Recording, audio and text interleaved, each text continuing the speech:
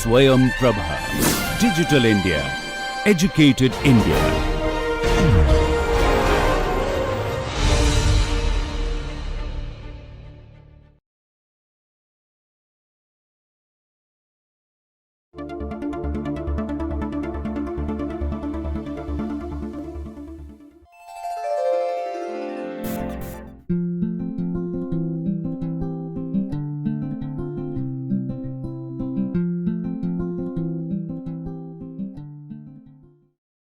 Hello, welcome back to NPTEL, the National Program on Technology Enhanced Learning, a joint venture by the Indian Institutes of Technology and the Indian Institute of Science. We have already spoken about consumption in the last lecture, and I had said that we would be discussing consumption within cultural studies as it is studied under that rubric over 2 lectures, right? This is module 3, which is entitled Sites, and today we are in the 9th lecture in this module.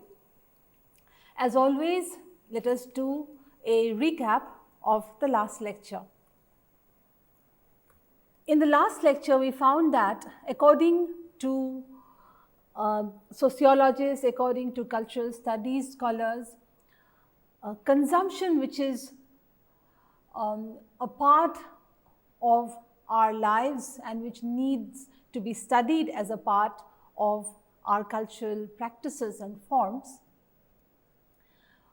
was studied initially under sociology from the point of view of, let's look at this slide here, from the point of view of social deprivation, poverty and its consequences, and policies on consumption to do with the alleviation of deprivation and poverty. Slowly, we saw that there was what some critics term as a further sophistication or a refinement in the study of consumption, where we find in a second phase there is a refinement in or you say more subtle propositions on consumption from the point of view of terms like lifestyle, okay, like social position, and at the same time there was empirical exploration of the phenomenon of consumption.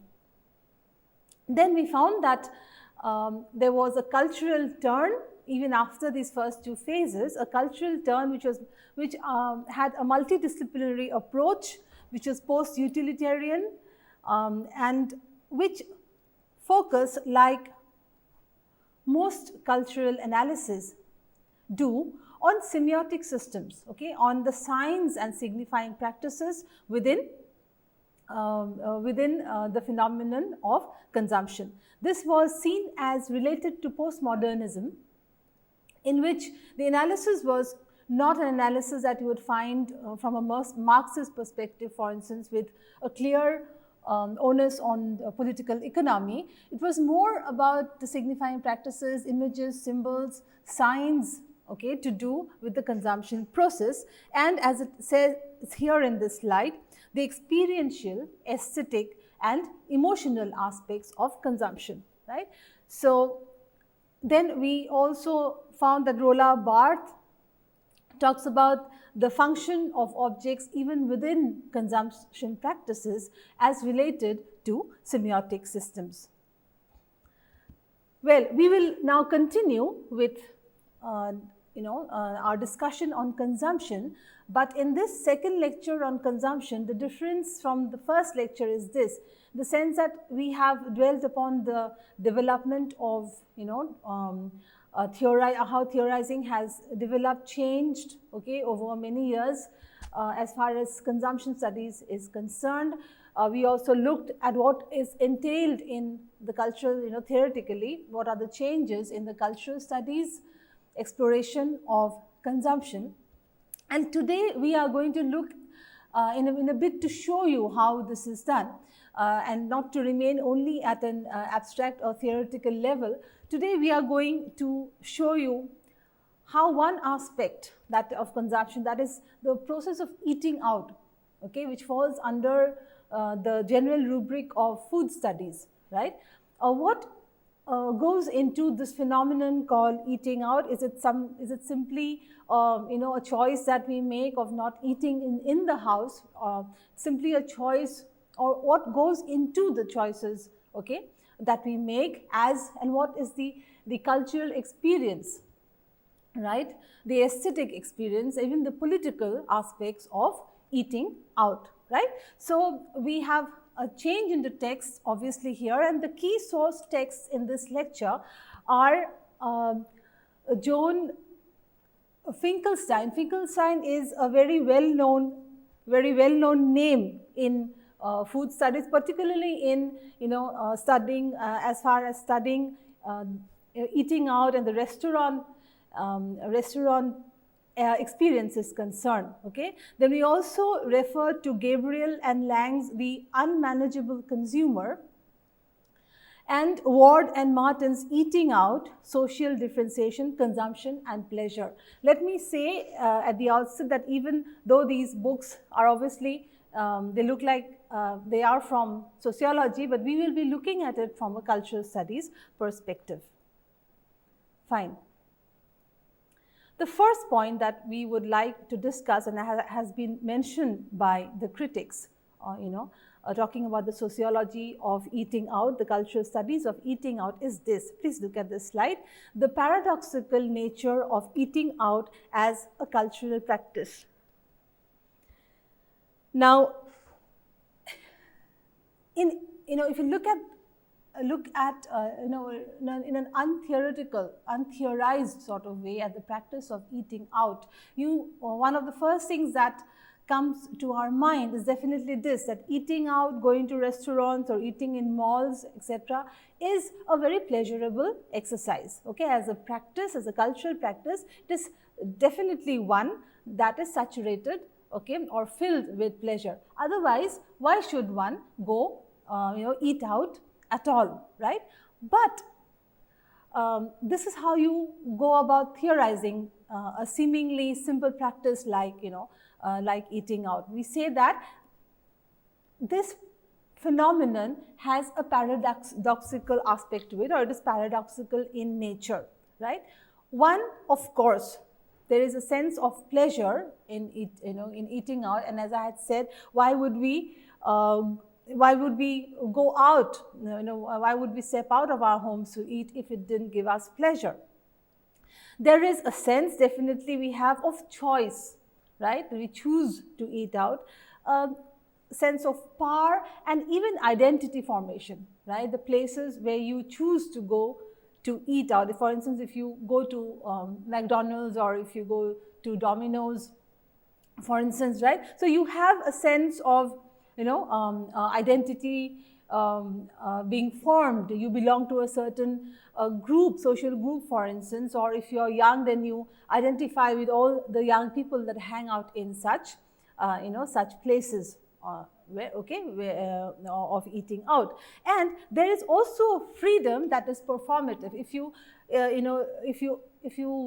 observe people in these places, you'll find that there is a certain performance that is being played out. One simply doesn't go and consume the food and come back. Okay, so this performance and this freedom is definitely related to identity formation, and as they want their identities to be perceived by people, okay, people perform that act which they think is one of freedom and choice, right, in such places. But we shall argue eventually that it is not as simple. There is not a practice where it is completely willed by you, or that you choose to make these performative acts. So what does the paradox entail? The paradox entails this, that there is, along with these three things that we looked at, there is also an element of pretense, right?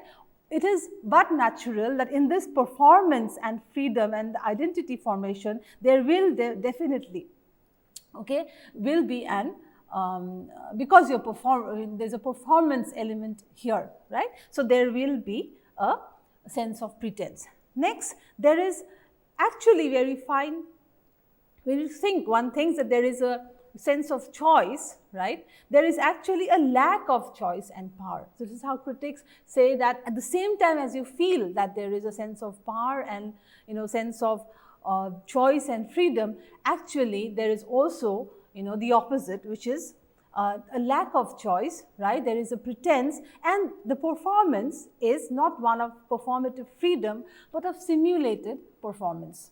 Okay, so you see how right away I think we have already problematized this seemingly simple practice of eating out. From a cultural studies perspective, eating out, as has been shown by scholars like Finkelstein and others, it is a paradoxical exercise, or it is rather paradoxical in nature.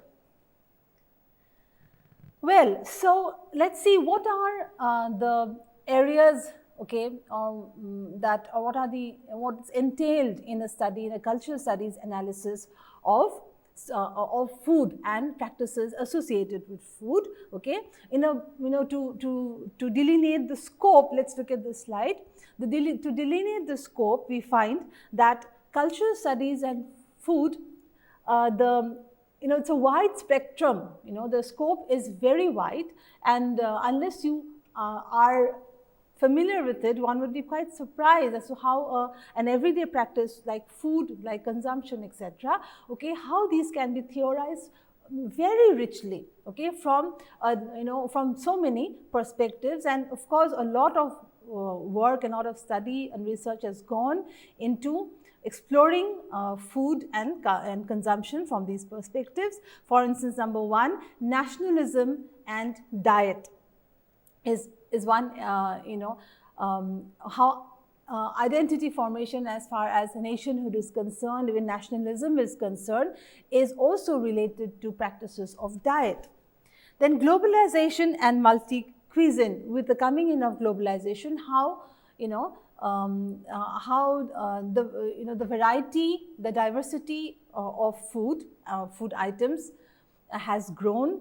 Then food writing on food, whether it is food journalism or books on food or travelogues based or focused around food, right, is also another area of study. Eating in and eating out, and our we have chosen eating out to give you an idea of how to theorize a food practice.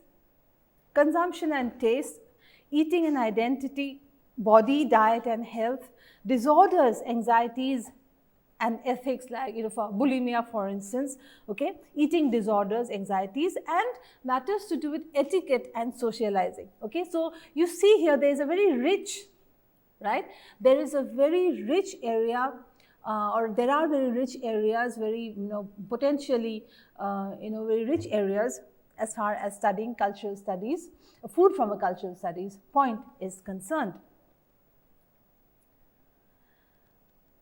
So if we found that scholars like Finkelstein and others point to the paradoxical nature, okay, of eating out, okay, on the other hand, there is also another aspect to it, which is one can do a cultural or several cultural analysis of an emerging habitus. And this word habitus, you found, or we had occasion to look at it in the last lecture, in part 1 of consumption, and we find that there is an emerging habitus as far as cultural, of eating out is concerned. For instance, there is this phenomenon called cultural omnivorism, which has been identified, so to speak, by scholars. Okay, and there is, they call it a post-traditionalist, a change that is post-traditionalist in nature, in the sense that if one is a cultural omnivore, right, what happens is obviously one leaves behind one's traditional diet that is associated with class, diet that is associated with, in India, with caste, diet associated with one's even ethnic community, for instance. Okay, so one crosses these borders and barriers, if I may use the word, of food, of consuming food, when one is not simply eating in, but particularly it seems like when one is eating out, then there is a tendency in people to break these barriers. Then it is also termed as a romantic turn and a postmodern turn in food practices. And finally, cultural analysis of this new habitus is of concern with lifestyle and importantly the impulse of other directedness, which is also related, as you will see, to cultural omnivorism, right? So there is a lifestyle which is, again, it doesn't kind of implode into oneself.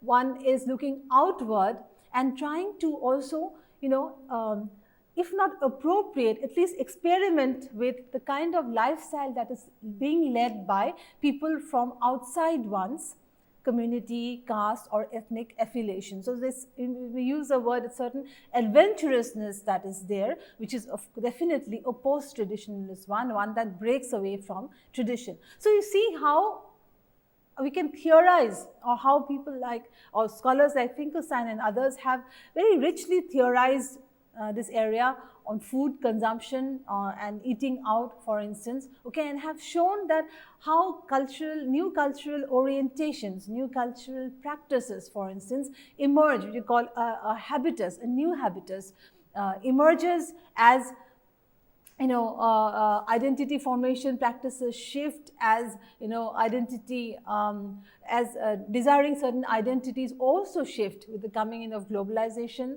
right, where there is adventurousness also in practices relating to food and consumption. So I hope we've been able to begin to see how this theorizing of food and eating out in particular is being done from a cultural studies perspective. Now, Gabriel and Lang in The Unmanageable Consumer, which is also one of our source texts, okay, point to what we call the foodie, okay, in general parlance, and in more formal terms we call the connoisseur, right. So there is also the emerging personality, or the emerging the emerging persona, so to speak, of the foodie or the connoisseur, right, with changes in cultural practices, with eating out, for instance. One of the very clear examples, one of the very common and popular examples are these shows related to food that you have on television nowadays, okay, which are being hosted by these so-called foodies and connoisseurs who give you, it is not simply about food. If you look at it carefully, you'll understand it is not simply about food, but it is to do with, let's look at these points here. These are the points that are concerned with the foodie and the connoisseur. The connoisseur or the foodie, therefore, is a chooser according to cultural theory. He or she is a communicator of not just food but also of culture, is an identity seeker, is an explorer in the sense in which one can be an explorer of places, okay. A foodie or a connoisseur is also an explorer of domains of food in different areas of the world, is also perhaps a hedonist in the sense of wanting to both experience and experiment with pleasure as far as food is concerned, okay, is an artist. At the same time, if you look at definitely the paradoxical nature, it may also be a victim of his or her own enterprise, is a rebel and is an activist and a citizen. So, well, next time you look or you happen to come across such programs on television, you look at it anew, you look at the program anew, and you look at the host or the food connoisseur anew, and you see in that persona so many different aspects. This is the way one does a cultural studies or cultural studies analysis, of food and of the representation of food in the media. Now, eating out, therefore, is like many other cultural practices, right, there are certain there are certain relations, or there are certain parallels we can draw with other kinds of cultural practices. Okay, like many cultural practices, therefore, if you look at this slide here, eating out, the phenomenon of eating out is really, these are structured events. Okay, on many in many times these are also social occasions. Okay, they are organized by rules. So it is not, this is where the paradox, or our realization of the paradoxical nature slowly begins to seep in, right?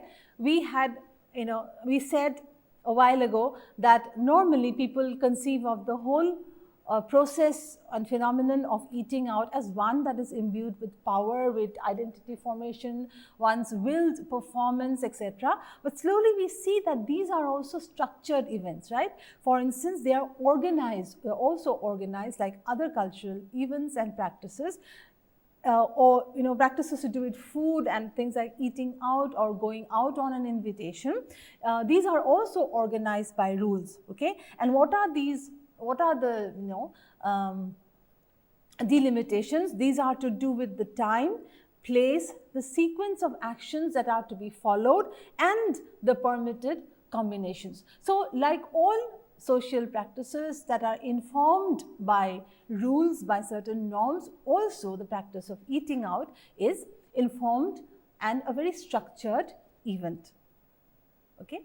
Then scholars like Finkelstein and others also say that, well, if you look at if you look at the if you look at food practices in general, we may divide them into a couple of aspects. Okay, and the first aspect that is brought to us is the cognitive aspect. Now, what is cognitive? What does it mean when we say cognitive? Cognitive, as you know, is to do with attention, is to do with memory, with perception and the like. Okay, so also to do with food. Therefore, there are cognitive aspects. For instance, aspects of health, right? There are aspects of calorie consumption, of vitamins, and also in food practice in general, of the convenience of preparing food, of different ways of preparation, of storage and ability. These are the cognitive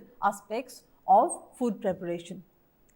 Then, apart from the cognitive, okay, there are also the affective aspects. Right now, it's not that affection or emotion is not to do with, many scholars would certainly say that cognition perhaps also, from a certain point of view, also involves affective aspects or aspects of emotions, right? So, in this, however, we may make a subtle differentiation in the sense that there are sensory aspects to it. For instance, food has to be found appetizing, palatable, tasteful, and definitely when one goes or when one eats out, these are some of the sensory delights that one looks forward to, or one at least expects when one is being served outside the house. These are that the food has to be appetizing, palatable and tasteful. Along with the sensory elements are also the purely emotional aspects of eating out, which is to do with friends, memories, okay, happy memories, and being with friends, a feeling of conviviality, right? So, we found that there are two aspects to it. We may divide them into cognitive aspects, okay, to do with things like our perception of health, one's perception of health, calories, vitamins, preparation, storage, etc., and one's affective aspects like whether the food or expectation of food, particularly when being served outside the one's home, is that food has to be palatable, well prepared, and to do with feelings, emotions and memories. Then, if we compare eating in and eating out as cultural practices, from a cultural studies perspective, we find some interesting differences, okay, as far as tradition is concerned, as far as the breaking of taboos is concerned, or the retaining of taboos is concerned. Now, in eating in, we find that we may theorize it as a practice which maintains tradition, right. So, there is households or communities have their own idea about what good food is, okay, what clean food is, and what healthy food is, right. So there is and accordingly there is a maintenance of tradition, particularly as food practices being the way they have been, passed on from generation to generation. Then there is also a sense of stability of food choice. One doesn't really, it is expected that there is a certain regularity. Look at the words here, maintenance, right, stability. So there is also certain regularity, if not predictability, of food practices when one is eating in. So what are the first two that we found? Maintenance of tradition, stability of food choice. Third, the reassuring boundaries between members of the household and others. Okay, so look at the words here really, maintenance, stability, reassuring. Then a retaining of identity and a reaffirmation of existing familial divisions of labor and power hierarchies. Okay, so who is going to do the cooking, who is going to do the washing, and who is going to kind of supervise the cooking, for instance. These are these are reaffirmed day in and day out as food is prepared and consumed inside the house. Okay, so really if you look at all these words are to do with stability, are to do with a resistance to change as far as food practices are concerned. There is also an attempt, if not a very overt one, but it is understood that these are attempts at identity retention.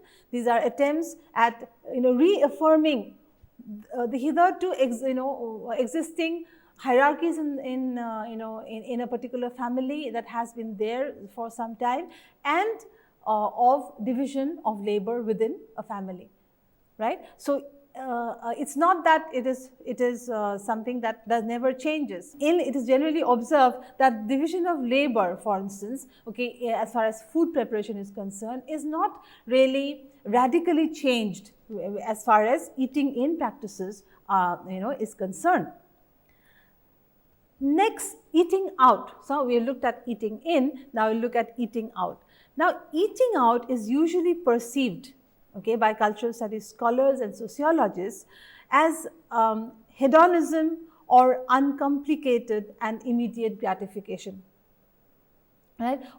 This is one of the aspects. Okay, so it's not by only, as you'll see in a while, it's not by only means the only aspect that leads one or kind of motivates one to eat outside the house, but definitely an immediate and uncomplicated gratification of one's culinary desires is something that eating out serves the purpose, right? Second, there is also the convenience or release from drudgery. Definitely, there is for the person in the household who is always responsible for whether it is by supervision or whether it is by actually doing the work in the kitchen. There is also an aspect in which there is a break in the monotony and the break in the drudgery, the release in a temporary release in the drudgery from the drudgery of being in the kitchen. Third, it is considered in cultural studies a source of sophisticated pleasure for the discriminating palate. Okay, so where on the one hand it may be an act of simple gratification of one's culinary desires, in certain cases this is also a practice practice in which one looks at eating out as a source of great pleasure and discriminating pleasure. For instance, discriminating in the sense of how well you can judge the food, the ingredients that go into the preparation. If it is something that is not within your usual daily pattern of consumption, if it is different, how do you then derive a certain sophisticated pleasure as you understand how a particular item has been prepared, which you are not used to, right? So it is apart from straightforward hedonism and gratification. For some people, it is also an exercise also an exercise of the palate that can discriminate among different kinds of tastes, right? Then conviviality. When one eats out, and particularly when we are talking about situations in which one is with family, sometimes with extended family, and with at times also with friends, okay? So it is also a platform, or it is also an arena for conviviality of socializing and exchanging pleasantries with one another. Then there is the overall experience of eating out, right? The overall, as we said, the aesthetic, the cognitive, the emotional, the identity forming, the overall experience of eating out is the the general kind of general umbrella that is there, and in different situations there may be difference in degrees, but generally it's the whole experience of eating out that we are supposed to look at, and particularly its various aspects, okay? And the ambience, the atmosphere of eating out is also one that is amenable to cultural studies, but especially the the way the restaurant is laid out, the way it is built. It is a very rich text, if I may use the word, a very rich text which tells you so much about the symbols, okay, the signs and what they mean and how they relate to the actual practice of people eating in that restaurant, okay. These are also very rich processes of signification and signifying practices, where a well-trained cultural scholar can draw very rich inferences from even the ambience of a restaurant, okay. And of course, finally, variety, right? Variety is also also another variable in these as we study the processes of eating out. So let me quickly summarize, okay, where in the case of eating in, right, in cases of eating in, what did we see? We saw that there was whether you do it overtly or you don't realize that you're doing it, there's definitely it is a more tradition-based exercise in the sense, or even if the tradition of a particular household, even if it is a kind of nuclear family, right? So traditions are maintained, boundaries are maintained, work division of labor is maintained, okay, and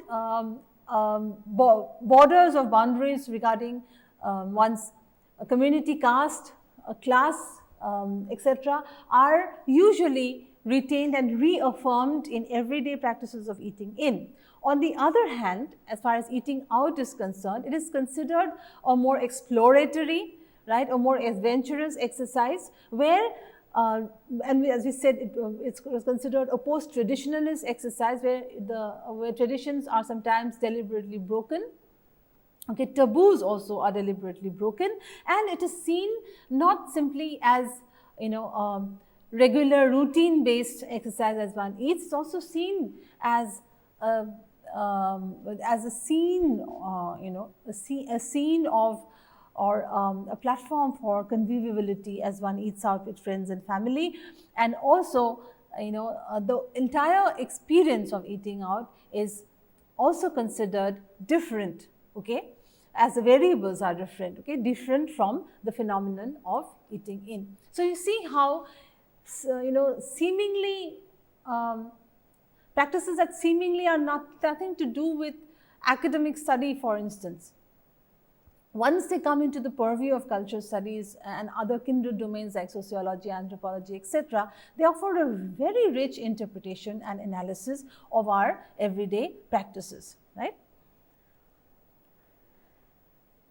Now, I will go to show you how scholars have tried to differentiate between the whole aspect of eating out, really, unless one is eating out on one's own, is definitely, you will agree, a social practice, okay. So social dining in pre-modern times was slightly different from in that we find in the modern times, okay. So as scholars like Finkelstein and others have pointed out, in pre-modern times, definitely there was a relatively underdeveloped market, and social obligations were were very strong, and the transactions were non-commercial, hugely or to a large extent non-commercial in nature, with the realities of an underdeveloped market. There was a great importance on hospitality, on gifts and feasts, the sharing of food surpluses within members of a community. There was a virtual guarantee of food, okay, and their food practices were also, particularly eating out, was also an expression of social solidarity. Okay, so these are the points. Okay, underdeveloped market, non-commercial nature of the transactions, the importance on feasts and gifts, sharing, guarantee of food. Okay, expression of solidarity. These are the hallmarks of social dining. Okay, or what we call eating out in pre-modern times, and we shall see how these are different from the modern times. So again, there was these again importantly in pre-modern times, it was a reciprocal obligation, and they are it marked the rites of passage as they are observed in different communities and cultures. But now we shall see that with the rise of the market, okay, something else happens. With the rise of the market, there is more individualism coming in, right? And there is also the breakdown of kinship obligations as families begin to break out of the joint family system, and they have their own nuclear families. Okay, the growth of urbanization, there is a breakdown of kinship obligations. There is also increase in travel, and with travel also there is also the increase in coffee houses. Okay, importantly, if you compare this to pre-modern times, it is very important to note that coffee houses came about, and when we do social history, find that the coffee houses came about in 18th century, late 17th century, 18th century England, okay, where we find even till today that there is it's an establishment that is anti-hierarchical in location, and also anti-hierarchical in practice. For instance, anyone can go into a coffee house. Coffee houses are also, they are not, you don't expect huge feasts in coffee houses. Coffee houses are areas, places you go to for a short duration, for a short exchange of conviviality, for a short exchange of discussion, for instance, or short duration of participating in discussions.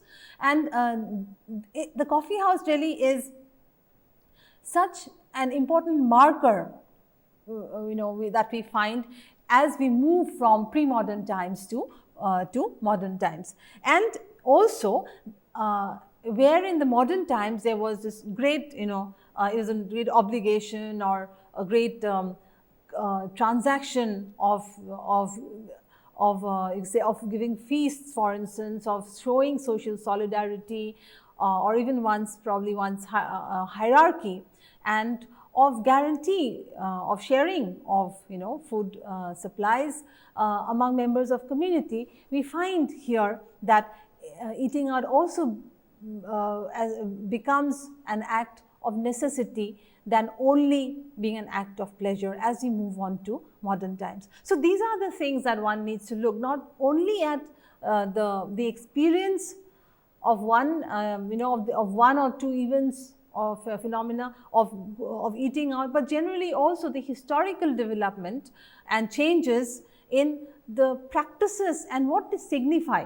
Okay, for instance, in pre-modern times, you would see that it would signify, a feast would signify social solidarity, for instance, whereas today it may not do that all the time, and it was a traditional exercise, and it was one where there was a marking of hierarchy. But today we find that particularly in the symbol or sign of the coffee house becomes a sign of an anti-hierarchical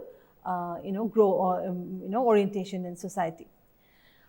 Then the study of eating out really, again, as Finkelstein and others have pointed out, this kind of eating out as far as modern times is concerned is really it is a phenomenon that is or an academic the academic study of eating out is really not one that has been done for several years, but it is a recent phenomenon. And early, again, like in the first lecture we saw that there are different phases of studying consumption. Here also in one consumption practice, that is of eating out, the early studies looked at nutritional aspects, and they brought out market research reports, and there were campaigning books also. So, the early phase looked at these kind of studies, which was empirical in nature and which was utilitarian in nature.